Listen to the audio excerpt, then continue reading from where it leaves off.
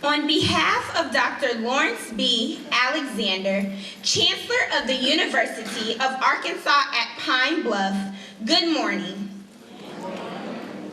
And welcome to the 2017 Welcome Week program in partnership with the Lyceum Committee. It is a great pleasure to be your mistress of ceremonies for the morning's occasion as we host Mrs. Tatyana Ali as our keynote speaker. Today, we will have a fun-filled educational event planned to entertain your intellectual endeavors that will charge our students as we kick off the school year. We will begin with the greetings from Ms. Salonica Hunter, the 88th Miss University of Arkansas at Pine Bluff, followed by the opening remarks for today's occasion by Mrs. Kara Brown, Dean of Student Activities. Then we will have an astounding musical selection by our very own student-led organization, Yard Voices of Praise. Greetings to the administration, students, and distinguished guests. I am Salonica Hunter, the 88th Miss University of Arkansas at Pine Bluff, and I would like to formally welcome you to this year's annual Lyceum event for Welcome Week. I am beyond excited to acquire the knowledge that will be presented today at this year's occasion. I am overjoyed to see so many of my peers in the audience in attendance today. The information received in the past has always helped me and has been applicable, and it has also been entertaining, which is why I am so enthused to hear today's oration. My mental notepad and pen will be out, and hopefully yours will be too. Welcome. Good morning, everyone. Good morning. On behalf of the Office of Student Involvement and Leadership, we are delighted to celebrate another momentum occasion. We are excited and more excited to have five-time NAACP Image Award winner, actress, singer, and activist, Ms. Tatyana Ali. Please join me in a round of applause.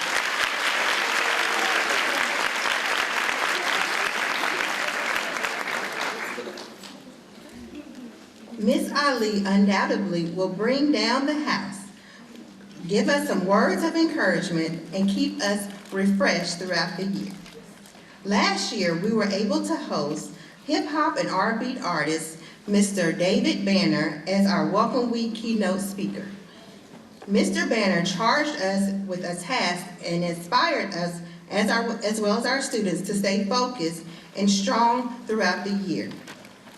Before we continue with the program, I would like to recognize former chancellors, vice chancellors, and members of the Chancellor's Cabinet, any elected and city officials, any members of the Mayor's Cabinet, Board of Visitors, and Board of Trustees. Thank you for being with us today.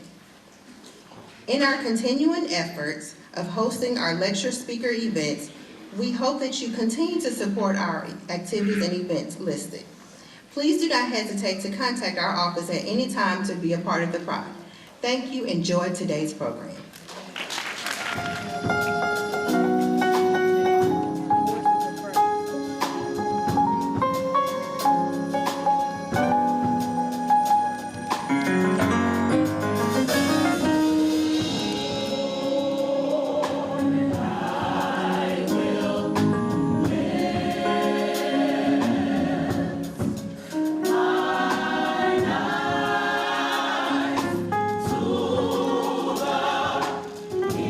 To the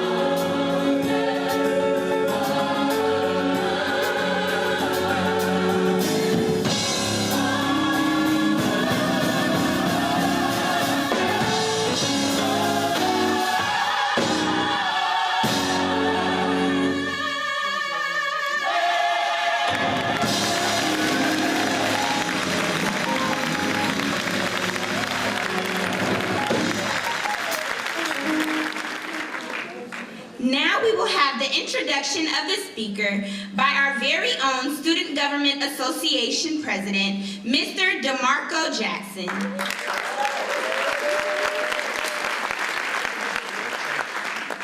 And the next voice that you will hear will be none other than Mrs. Tatyana Ali, actress, singer, and activist. It is without a doubt that Mrs. Ali will provide her deepest, most profound words to contribute to the occasion. On January 24th, 1979, Tatyana Ali was born to Sonia, a nurse from Panama, and Sheriff Ali, a retired police officer from Trinidad. At the age of 4, she started singing and got a taste of fame when she begged her mother to take her to an audition for Sesame Street in 1969. Tatyana appeared on Star Search in 1983 and won twice, receiving a 4-star rating when she appeared for a second time. At age 11, Tatyana moved from New York to Los Angeles to establish her acting career, and not long afterwards, got her breakthrough role as Will Smith's cousin, Ashley Banks, from The Fresh Prince of Bel-Air. Tatyana is a 5-time NAACP Image Award winner and the host of the United Negro College Fund's Empower Me Tour.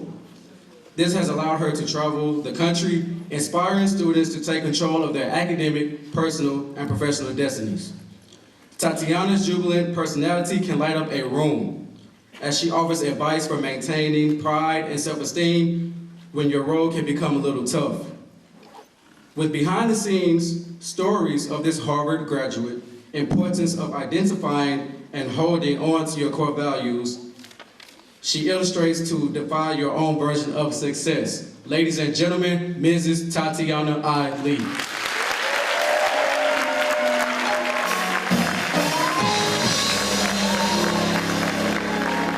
Good morning, everyone. DeMarco made me cry. No one, where's my cousin? Hey, cuz. No one ever starts with the day I was born. And you talked about my father, who's actually here with us today.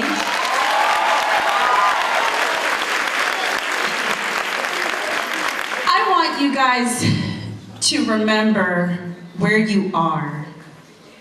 Hearing your choir. You know, when you're in the midst of the university experience, you're surrounded by beauty. You are surrounded by artistry, brilliance, power on a daily basis. And when they first started singing, I looked around in the audience and I saw some people like, it's early.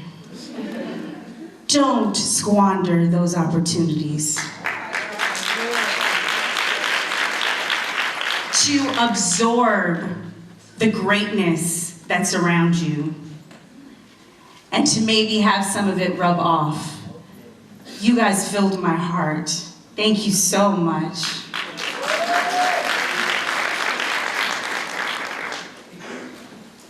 My parents are immigrants. They're from Trinidad and Panama. My mother's Central American. Spanish is her first language. And they came here as teenagers. They came here for the American dream. And a part of that dream is college. A part of that dream is education. Even though I started acting at a very, very young age, I loved it. I'm gonna step away from the mic for a second. Is this one on? I loved acting. I mean, my parents had to pry me away from the neighbor's chain link fence because I would tell them stories. I remember going to CET and I had to tell my neighbors, retirees who were sunning in the backyard. Where's the speaker? There it is. Oh, thank you. They're sunning in the backyard enjoying their retirement, and here is this 4-year-old speaking to them through the chain link fence, telling them the entire story of E.T. after seeing it. So I was precocious. Where do I go? Should I back up? Oh, in the middle. Oh, I don't get to walk around? Okay, Carlson. So here I am, this precocious 4-year-old, what are they going to do with me? Life and destiny worked the way it did. But I was never allowed to do poorly in school because of my time outside of school. I had to get good grades, and my reward was acting. This is in New York. There aren't child labor laws. In California, there are, so you actually do have to at least have a passing grade in order to act legally. My parents don't care about what the rest of the world has to say about it. They used to say, when you step into this house, this is of course as a teenager, you're in Panama and Trinidad. So we have different rules here. It was instilled in me, it was drilled into me. I have 2 younger sisters, the same with them, that getting an education, working hard, it's about more than achievement in the world. It's actually an act of self-love. And I want you to think about that as you go through the year, as you go through your years at university, your years beyond, whether or not you decide to go to graduate school, interning. Socializing is important. It's very important. But every time you choose to go to the library instead of go to a party, it's an act of self-love. The power of education is not the diploma. Even though walking across that stage is such a proud moment for you and your family and your friends, if you have good friends. That's not really what it's about. What you've earned is something intangible. It's something fortifying. You become changed by your experience here. That's why you have to listen to the choir when it sings. That's why you have to pay attention in class. That's why you don't roll in, kind of not really awake. Wake up a little bit earlier, get your mind right, and then go to class so you can really absorb what's being given to you. Because there is no other time in your life like this time. No other time. And I know a lot of you are working hard outside of school at the same time that you're going to school. I had a first, is David here? Hi, David. I met David last night. My dad and I stopped in to get something to eat near the airport, which is about 45 minutes away from here. And it was very late. You know, we flew all the way from California. And David was there at 11:30 at night, close to midnight, working. And he said, "You know who you look like?"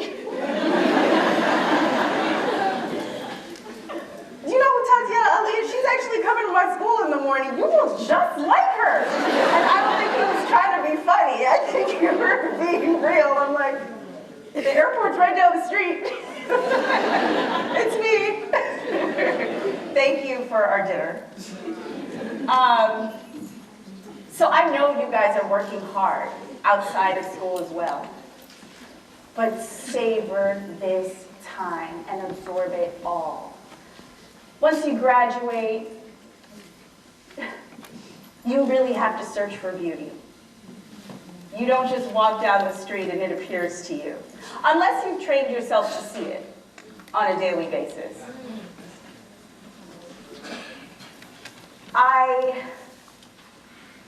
Being here, it brings me back to my school time. And I went to Harvard, having had a career as an actor, knowing that a lot of people said that I was putting that career in danger by going to school. A lot of people. At the time, I had just put out an album. I took a semester off to tour with NSYNC. I don't know if that's before your guys' time, but you know who NSYNC is, right? I toured with NSYNC throughout the United States. I toured with the Backstreet Boys in Europe, Monica. And I got a chance to see the world, which I encourage you all to do. One of the people at our breakfast this morning was from the Study Abroad program. That's you, yeah. Do it. Don't be afraid. See the world. Especially now when you're young, you're unfettered, you really, you have your own time. You don't have to worry about a family of your own yet.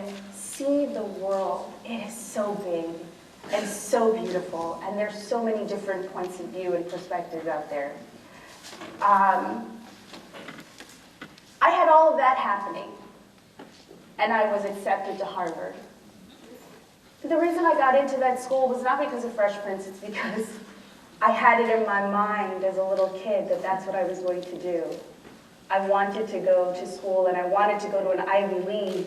My parents, anytime we were in a different city, Connecticut, Pennsylvania, just different trips we would take, family trips around the country, they would stop at schools and have me and my sisters tour. And this was from when we were very little.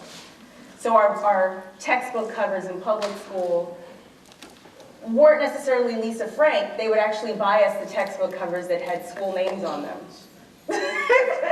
So it was programmed. That was my dream, and I didn't lose sight of it. But people tried to deter me and said that I would be losing if I went to school. Now here's the real main thing that I would like to leave you all with. The most important part of you, no matter what you believe in, the most important part of you is timeless. It's right here. And we say it all the time. We say me, I, me. It's in here. Your spirit, the thing that makes you unique, is beyond time, and it's beyond space. It is completely untouchable by all the things that may or may not come to pass in your life, by all of the things that may happen in current events. There is a truth, there is an inherent value, an inherent dignity that is inside you. You come here with it. How could nurturing that part of myself make me a loser? How could I lose? By whose standards? By the standards of the entertainment world? Now, the way the world is now, Facebook, Instagram, Twitter, now I'm on all those things, so I don't want you to think that I'm being like an old fuddy-duddy. The Twitter, no, I know what the Twitter is. The news, reality show, I mean, everything, even a lot of music, there are a lot of things that bombard you in this world that would make you think that fame, celebrity, and fame can be, Hollywood fame, or fame can be, wondering how many people liked your Instagram post. You can be fooled that that's the most important thing, and that that's what you should be putting your energy towards. But I guarantee you, life is so much richer than that. It is so much more beautiful, and you have so much more to give. Those gifts will come out if you go in, okay? The more acts of self-love, the more time you spend in that library learning, not memorizing, understanding, the more conversations you have with peers who are uplifting, with peers you either look up to or, you know what I'm talking about, the conversations that feel like food, not the gossip, the other kinds. The more time you spend in your life here at school, exposing yourself to everything that there is to offer. All of that self-love, all of that feeding and attention. It's amazing. When you go in, you don't have to run. Like, you don't have to worry about where the internship is coming from, I have my list. My list says I gotta do this, 1, 2, 3, 4, 5, 6, to succeed. They will come to you. Because in one of those great conversations, someone will offer it. You will be so planted in your own dream, in your spirit, that, like I said, is separate from everything else that's going on in the world. The reason, I give everything to my Maker. And I don't want to, inhibit anybody else's beliefs by saying what I believe. But what's in here, it's put there so that the future can be a better place. You are here, you're representing somebody. Always remember that. Always remember to invest in yourself, to love yourself enough to be disciplined. And this is the mantra. If I go in, the world will open up to me. And that's where I'll leave it. There is a question and answer, and I want you guys to know I'm pretty much an open book, so you can ask me anything. It might be something I know about, it might be something I don't know about, but I'll try my best. And I'm just so inspired to be here with you. I have a son who's turning 1 year old in a week, and he's starting to walk, and he's starting to talk. And as a parent, my mind immediately goes to the world. How is the world going to treat him? What is the world going to be like for him? And being here, I'm going home with so much hope and faith. Thank you. Once again, thank you, Mrs. Ali. We are really honored to have you in our presence today.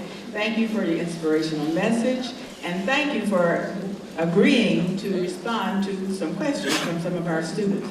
Those of you who have questions, would you please come to the microphone? Good morning, Ms. Ali. My name is Angelica Perkins. I'm a junior here, majoring in business finance. And I was just wondering, what kind of activism work did you work in? I do a lot of work speaking, a lot of educational work. I also do a lot of political work.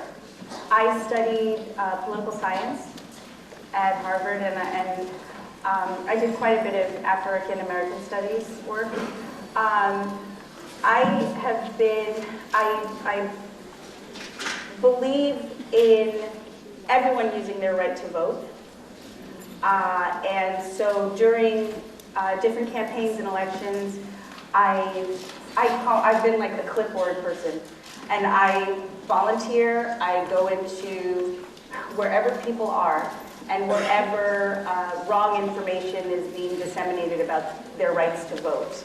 So I've been in clubs, I've been in barbershops, I've been in, street corners, a lot of college campuses, just anywhere where people are, registering them and making sure they know that it's a right that they shouldn't take for granted. Hello, Ms. Tatyana Ali. Hello. My name is Tatyana Hatter. My question is, how do you get away from those people that don't believe in your dreams? How do you get away from them? How did you get away from them? Like as far as you started school and you wanted to still be an actress? How did I get away from them? Well, at that time, my parents gave me strength. But those kind of naysayers, they come in throughout your life. They still show up. And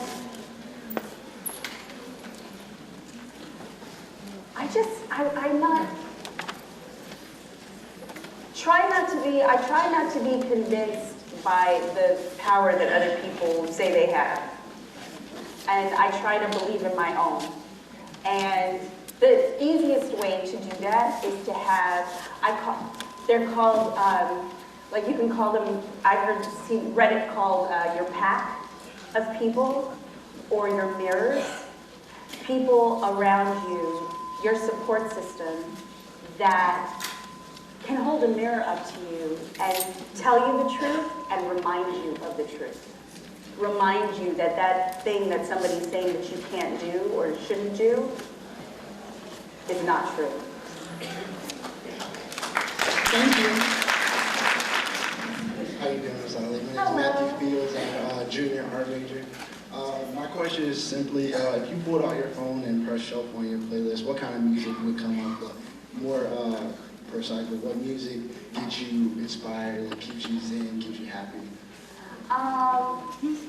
This is like my age, but I feel like, what would come up? Amel LaRue would come up.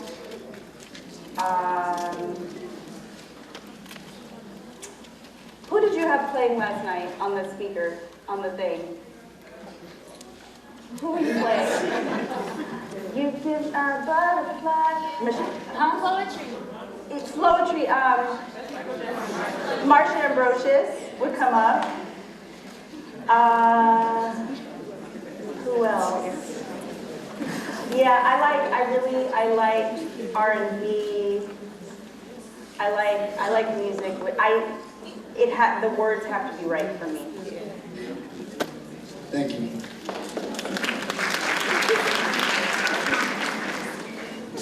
Hey, how's it going, cousin? My name is Hey, cousin! cousin, come to the barbecue this year? Okay,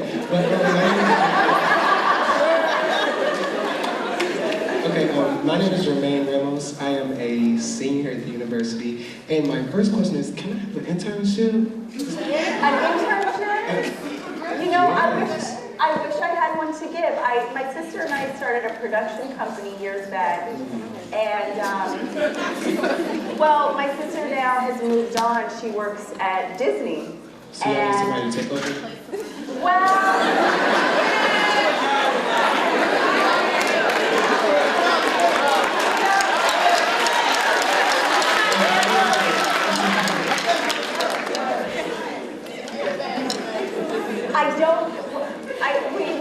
I have a project coming up, but it's many months in the making. Okay, well, my phone number is 870.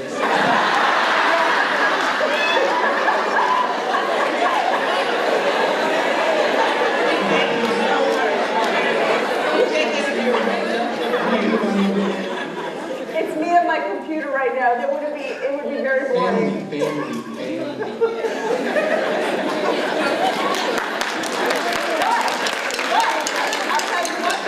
That is how you do it. That's how you do it. Good morning, Miss Ali. I just wanted to ask you, my name is Tatyana Harris. I'm a junior and I'm a biology major. And I just wanted to ask you, what kept you motivated through your journey on acting, like getting through like people saying you can't do this, you can't do that. Like, what kept you motivated and kept all the negativity out? When I hit my kind of one of my darker moments, actually in college, I went through a little bit of a depression. Not just a little bit, actually, a lot. It was a very different environment from what I was used to.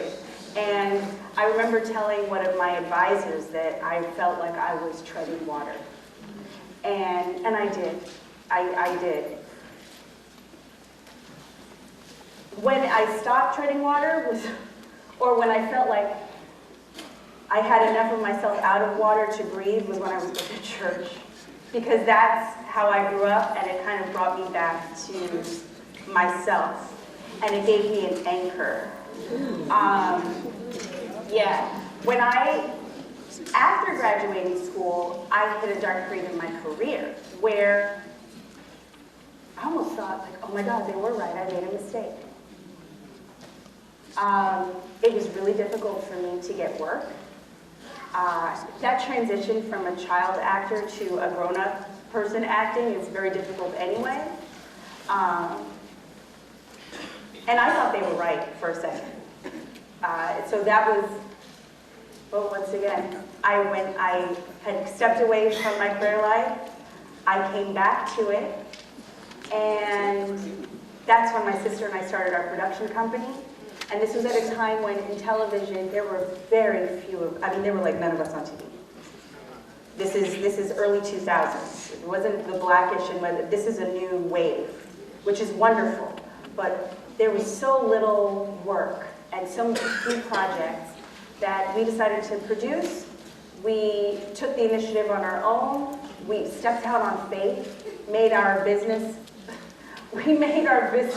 proposals in our parents, me and my sister in our parents' kitchen. Like, that was our office. And we ended up producing a web series for BET. That was their very first web series. It had 5 million views. It ended up being sponsored by CoverGirl. And we ended up doing the TV show on TV One. Love that girl.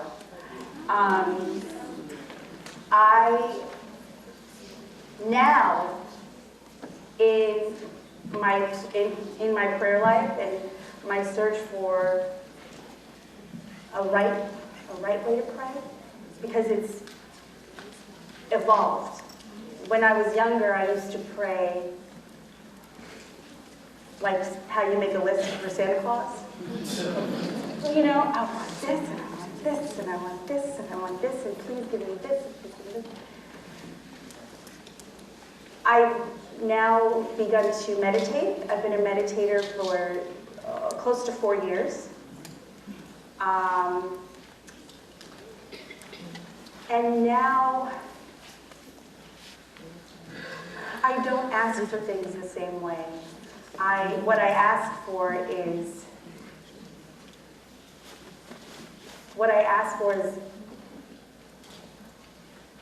God's will to be done in my life. And so,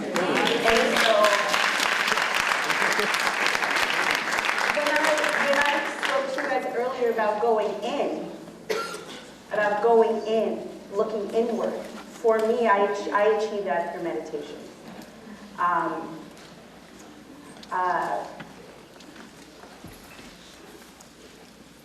And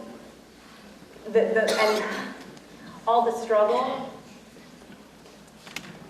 it stopped. I see opportunity everywhere. I see opportunity everywhere.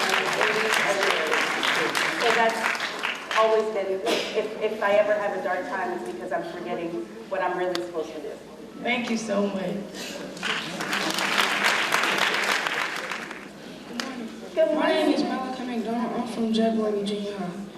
And my question is... Did you hear him? I didn't. My name is Malachi McDonald, and I'm from Jaguar Junior High. I'm a 6th grader. How do you maintain pride, determination, and self-esteem when life and school gets tough?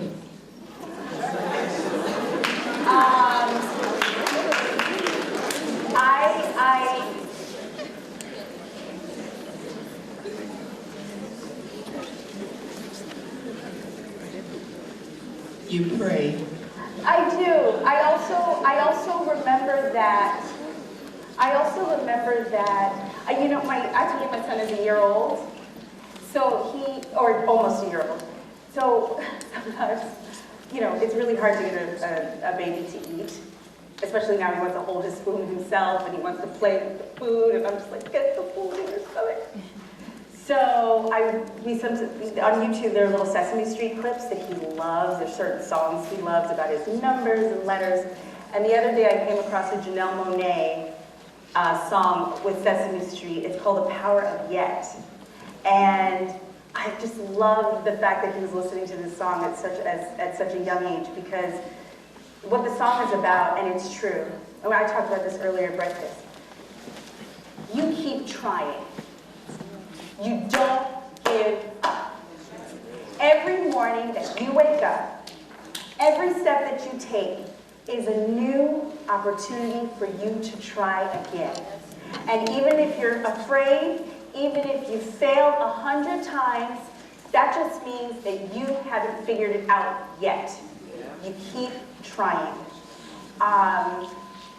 Like the little engine that could, the Energizer Bunny, I'm gonna be like, I don't know if you guys remember these things. It's like a little balloon that if you knocked it down, it had a weight at the bottom, it would pop back up. That's the rule. And then you'll be amazed after weeks of doing that, months of doing that, maybe years of doing that. You'll look back at all those experiences and you'll realize, oh, I'm a different person than I was 3 years ago. You're changed and now you're able. So you just don't ever give up. You keep trying.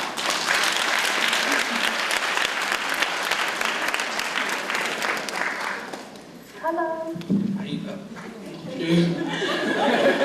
My name is Kiana Bishop. I'm from Milwaukee, Wisconsin. I'm a senior and I'm a criminal justice major. After I graduate, I'm going to grad school for mass communications. Anyway, my question is, like, watching you, Fresh Prince of Bel-Air, even though I love that girl, you do a great job of connecting with your character. And this is kind of like a two-part question. How did you, like,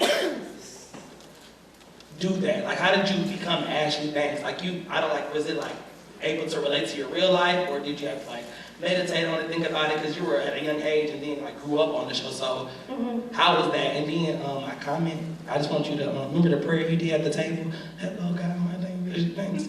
I want you to do that. That was my favorite. You probably remember better than I do. Oh, I do.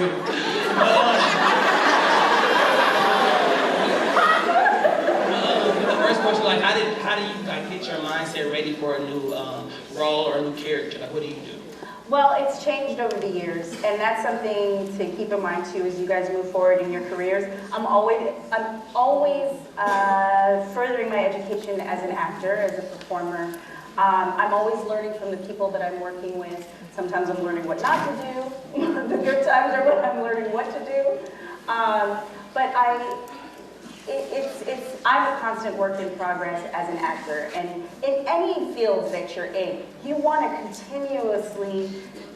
always be educating yourself. You want to be looking at all of the material around you, what others are doing in your field, so that you can keep playing.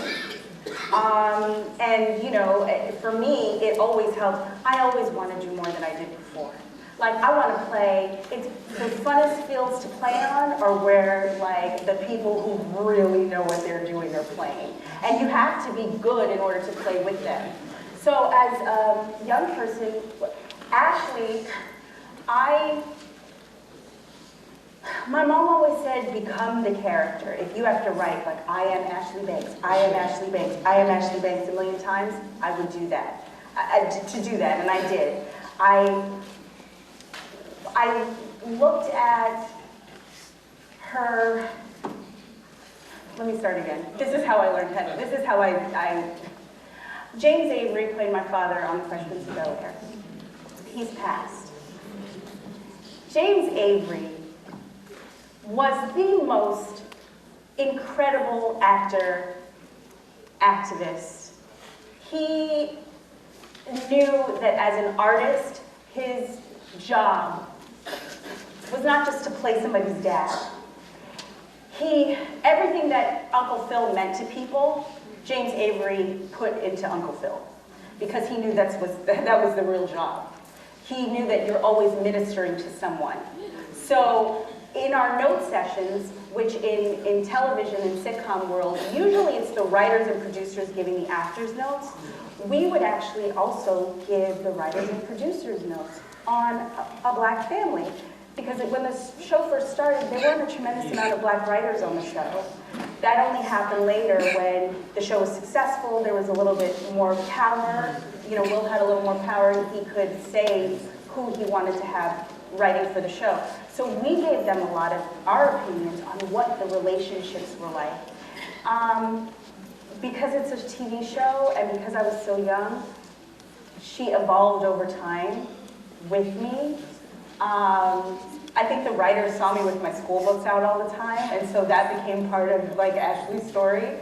Now as a grown-up actor, the way that I prepare, I create a life for my character based on the clues that are in the script.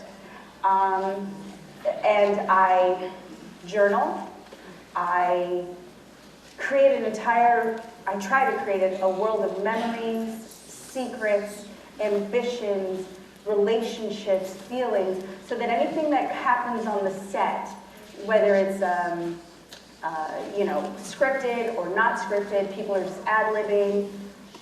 Depending on the environment I end up seeing that I'm in the scene, I'm still that person. And whatever comes at me, I can respond as that character because I know them so well. And the ones that I have known, whether they're good or bad people, I love them. Like my last day of work is like, if I'm wearing a wig, and I've had moments where I take off the wig and I'm just like, like I miss them because I kind of live in their dreams, you know? But that's how I prepare for it. Thank you so much. Good morning, how you doing? Good morning. My name is DeQuez McClain. I'm a sophomore education major here. And my question is, with your parents being immigrants, how do you feel about the current president trying to repeal DACA?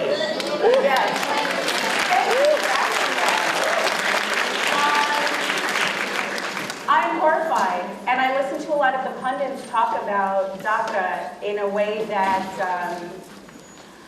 I don't think is hitting people. I don't think people realize, and this is something, when you talk about activism, especially being on an HBCU campus, forgive me, but I have to say this, this is 2017, we all have to fight for each other's rights. Because think about this. There are 800,000 people, young people, on DACA, just like you, okay? They have come here, they are here because their parents brought them here as children. They believe they are educating themselves, they are working hard to succeed. Some of them might not even know the language of the place that they come from. They speak English, American English. Now, what happens when those people disappear? Think about this. Almost 1 million people disappearing from our streets, from our neighborhoods, from our schools. Is that where we live? Like, we live, I did political science and I studied comparative politics. We live in a country where people can disappear. I don't want to live there. I don't want that country, this country, to be like that. That's not the country that my parents dreamed of. And if it can happen to those DACA students, then any law can be passed so that it can happen to other people who we deem are unworthy to be here, or who they deem are unworthy to be here.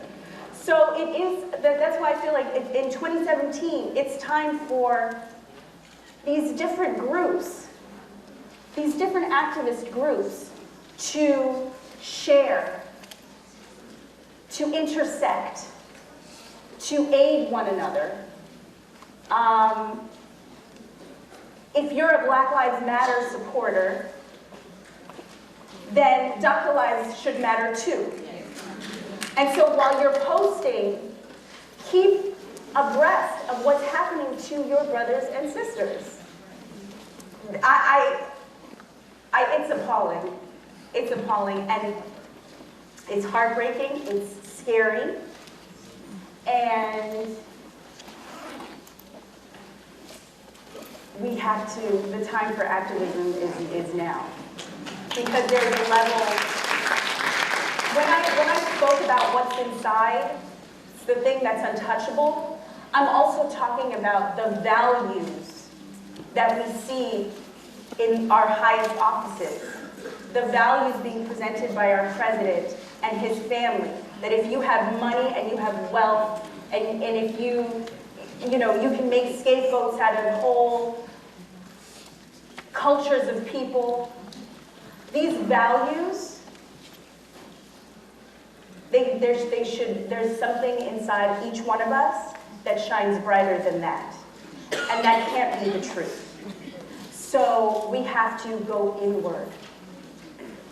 Go inward so that when we're confronted, we know the difference. There is no question. We know right from wrong. If that person and those people don't know right from wrong and are not willing to stand for what they know is right and what is wrong, then we have to do it.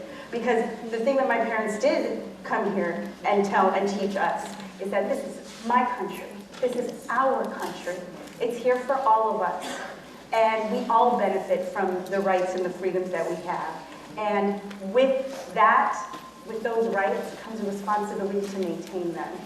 So vote when it's time. And don't just, and I'm not talking about the presidential election. I'm also talking about the midterms that are coming up. I'm sorry, there you go.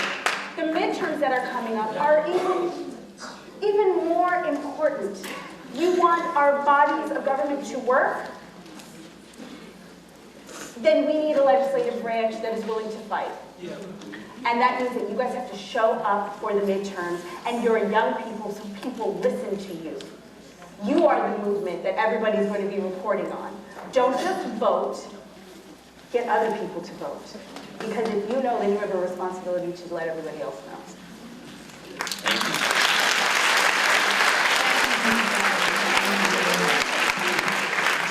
Okay, we will now have the acknowledgments and the announcements by Ms. Paris Patterson, Honor Student Association President.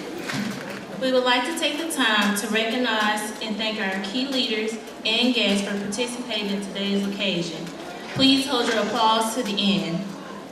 We will begin with our Chancellor's Cabinet. Dr. Lawrence B. Alexander, Chancellor. Will members of the Chancellor's Cabinet in attendance please stand?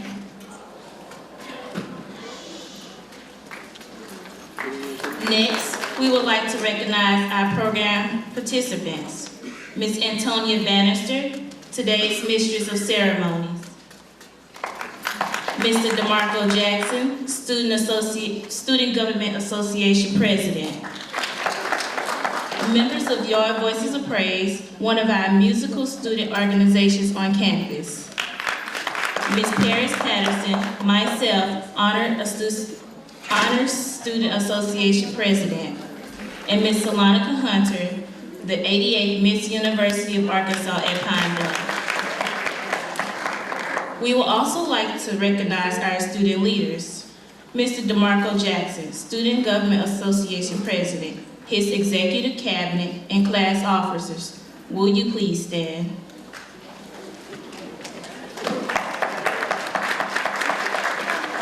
And Ms. Salonica Hunter, the 88th Miss University of Arkansas at Pine Bluff, and her royal court. Will you please stand?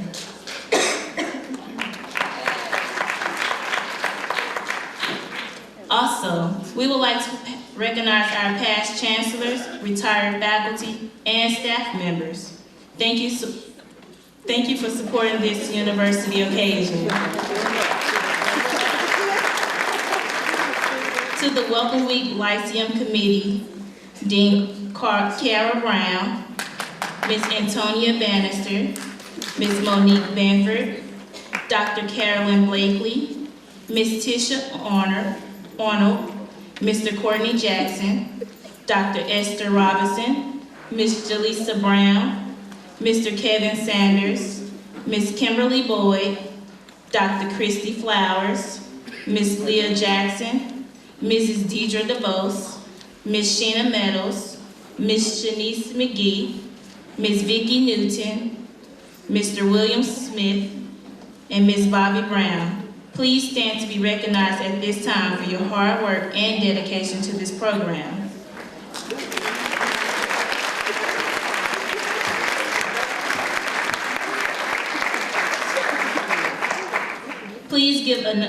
Please give a round of applause to our program participants during this wonderful occasion. If we have omitted anyone from the program, please forgive us, as we are greatly appreciative of your support and attendance. Please save the following dates for our upcoming lecture speaking events. Tuesday, February 6, 2018 at 10:30 a.m. Join us at the Black History Month program as we welcome Mr. Spike Lee as our guest speaker.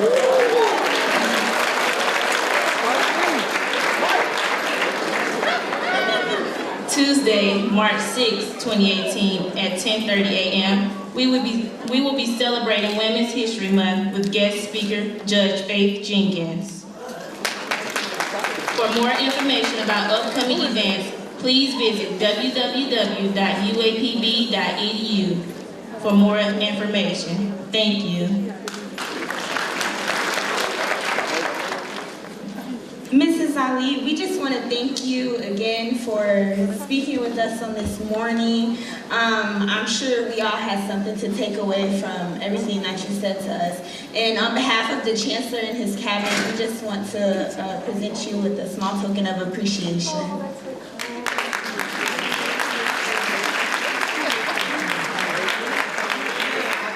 Once again, thank you for attending this year's Welcome Week program, and we hope to see you again.